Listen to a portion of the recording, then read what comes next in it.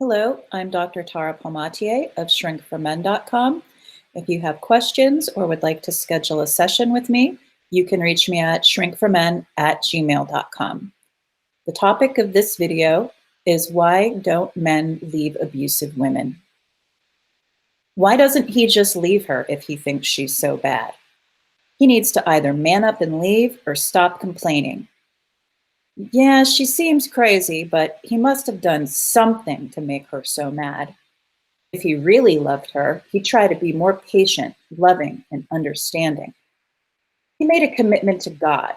Only cowards don't honor their commitments. Abused? He's just choose a derogatory comment for a woman.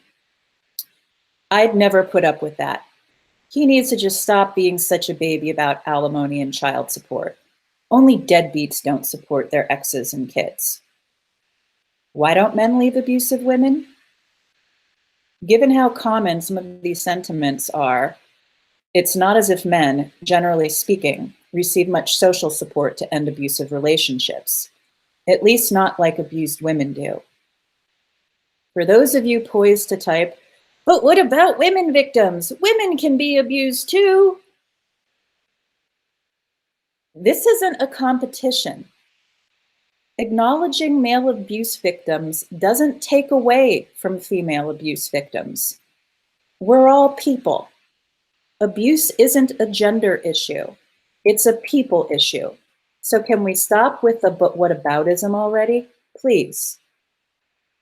For those of you about to type an angry comment citing abused women statistics, etc., just press the pause button, take a breath, and consider the following. How many domestic violence campaigns for women have you seen over the last few decades? How many have you seen for abused men? How many domestic violence shelters for women and children do you have in your county or province? How many for men and their children? What percentage of state and federal monies are allocated to female domestic violence victims? What percentage of funds are allocated to male victims? This isn't because male victims represent only a very small percentage of intimate partner violence victims. Men comprise roughly 50% of intimate partner violence victims. Don't worry. Acknowledging abused men won't make people forget that women can be abuse victims too. There's an infinite amount of compassion in the world. We can have compassion for all abuse victims, including male victims, and still have some compassion left over. The reasons men and women don't leave abusive relationships have many similarities and some differences. Abused men, like abused women, often stay due to family of origin issues, codependency, trauma bonds, FOG, which stands for fear, obligation, and guilt, shared children, money, and religious reasons. There are also significant differences why abused men don't leave their abusive partners. In my clinical experience, the 7 most common reasons abused men don't leave are: 1, men don't realize the way they're being treated is, in fact, abusive. Many men weren't taught that women can be the abusers in relationships too. Some men think their wife's abusive behavior is how all women behave. Some men believe all women are crazy, just like some women think all men are cheaters. Some men are told that women are just more emotional and are supposed to put up with it. Some men are not only told they're obligated to tolerate their girlfriend's or wife's abuse, they're blamed for it and encouraged to learn not to trigger it, or worse, practice something called radical acceptance. There are couples therapists, marriage and family therapists, and pastoral counselors who counsel abused men in this way, and it's far more common than you'd believe. The behaviors my male clients describe to me are forms of emotional, physical, financial, and/or sexual abuse. This is in no uncertain terms. If a man did these same behaviors to a woman, most people, including the therapists who minimize these behaviors when they are perpetrated by a woman, would label them abusive. Abuse is abuse. The sex of the perpetrator is irrelevant. 2, fathers are afraid they won't get custody of their children. Men have good reason to fear this outcome. Mothers are still awarded primary custody approximately 80% of the time. Did you just shrug your shoulders and roll your eyes? Okay. Then imagine how difficult it would be for loving mothers to go from seeing their children every day to half the time. That'd be hard, but it's doable, right? So imagine how difficult and painful it would be for loving mothers to go from seeing their kids every day to only every other weekend and a weekly Wednesday night dinner. That's a punch to the gut, isn't it? Now try having the same compassion for loving fathers, because the latter occurs approximately 80% of the time. Not all step-parents bond with their stepchildren, but many do. Stepdads and stepmoms have zero legal rights to continued relationships with their stepchildren if they're not married to the kid's mother or father. I've worked with a good number of men who stayed with abusive wives and girlfriends because they became a father figure to their stepchildren, and or didn't leave because the children would have had no protection from their abusive mothers. This is also a reason many biological fathers don't leave. They're afraid of what might happen if they're not there to protect the kids from the abusive mom.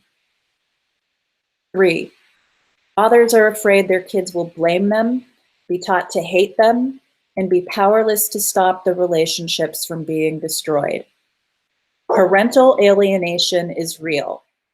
Borderline mothers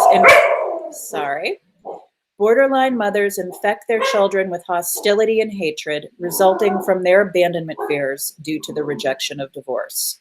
Narcissistic mothers infect their children with hostility and hatred from their feelings of inferiority and inadequacy due to the rejection of divorce. And if you've got a borderline narcissistic combo, then it's both the inadequacy and the abandonment. Some courts don't recognize parental alienation at all. Some courts do, but usually don't do anything to intervene until after far too much damage has been done. Some parents are able to fight their way through family court in order to get their children and themselves the help they need. Unfortunately, this typically requires vast sums of money that men paying spousal support, child support, rent and a mortgage, utilities, health insurance, car insurance, etc., simply don't have. 4, men don't want to lose their property, savings, and retirement. To anyone who scoffs at this notion, imagine losing property you worked to earn the money to purchase, the bulk of your savings and retirement, and have to pay a percentage of any future earnings, sometimes for life, to someone who was unemployed or underemployed the majority of the marriage, contributed nothing but debt and abuse, and who's actively working to teach your children to disrespect, hate, and fear you. But she sacrificed her career to stay home with the kids? Yeah, some women do. But then some women stay at home and play Candy Crush, internet shop, or internet date while the kids are in school, and that does not count as an equitable contribution to the marriage. In addition to what the ex-wife can take financially, many men get stuck paying for their ex-wife's legal fees in addition to their own. Sometimes the attorney's fees get taken off the back end of the settlement.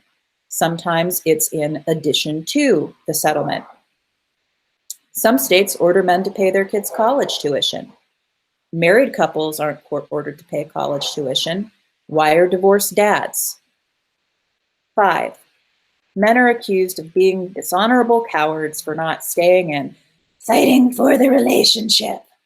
I hate that expression. Sorry, that was really sarcastic, but ugh. Fighting for the relationship. And what does that entail exactly? It usually means continuing to engage in pointless circular arguments based on emotional reasoning. I did a video about that a couple of weeks ago. And these pointless circular arguments usually have very little to do with resolving conflict and solving problems that would improve and strengthen the relationship. So, what's the endless conflict about? It's how many abusive women and men stave off abandonment fears, loss of control, and or it's how they amuse themselves. Essentially, expecting men to fight for the relationship means fighting with their abuser. I have to stop saying that expression sarcastically. I don't know if I can. There are many pitfalls that can result from fighting for the relationship. I did it, including sustaining more abuse, blame shifting, and quite possibly becoming the victim of false allegations of abuse to law enforcement. False allegations of abuse can result in arrest, restraining order abuse, losing security clearances, losing one's job, and losing the ability to see one's kids. 6, men don't leave because their religion tells them it's their duty to be the family's leader. Full disclosure, I'm not religious, and I'm not knocking anyone who is religious. Who or what consenting adults pray to is none of my business. But have you ever tried leading a borderline woman in the midst of a chaotic borderline rage episode because you said a polite thank you to a waitress? Or a narcissistic woman in the midst of a gaslighting narcissistic rage episode because you caught her cheating on you? As Jerry Seinfeld would say, good luck with that. And 7, men simply can't financially afford to leave. You have one spouse who works a full-time, barely above minimum wage job, and another spouse who's unemployed or underemployed with 2+ kids and no intention of working again ever. There's no possible way to support 2 households at the same level with the same pre-divorce income unless you're in the top 20th income percentile. Do the math. It's just not possible. Furthermore, there's no family court accountability or oversight for how child support money is spent. What happens if the kids aren't fed or go without other necessities because mom spends the child support on cigarettes, shoes, scratch tickets, or squirrels it away into her retirement account? The kids go without and dad gets blamed, or dad coughs up more money than he is court ordered to pay and can likely ill afford. Many dads who can't pay, not because they don't want to pay, but because they don't earn enough, go to jail. These are the most common reasons abused men don't leave toxic relationships that I've observed in my therapy practice. There are other reasons abused men don't leave, including the long-term effects of abuse, which are similar to the ones women experience, namely emotional, psychological, and physical exhaustion, feeling like you deserve it, self-blame, low self-esteem, the embarrassment of having been in an abusive relationship and admitting that to others, or the fear that no one will believe you, thinking no one else would find you attractive, want you, or love you, believing you won't be able to survive without your abuser, and wishful thinking that after all your effort, things will get better. Some of these reasons are very real. For example, not getting custody, financial loss, and/or financial unsustainability. Leaving an abusive relationship, even when you have plenty of resources and social support, is incredibly difficult. Nevertheless, there are others in similar or worse circumstances who have been able to do so and come out okay, and frequently even better on the other side of it. I won't sugarcoat it. It's hard, painful work, especially if your issues begin in childhood with dysfunctional, toxic parents, but it can be done.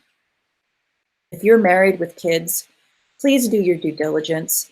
Educate yourself about family court, high conflict divorce, how to vet skilled attorneys, potential children's therapists, parental alienation, parallel parenting, how to document abuse and parenting logs, and most importantly, how to exit as safely as possible so you don't end up with a false abuse allegation and a restraining order.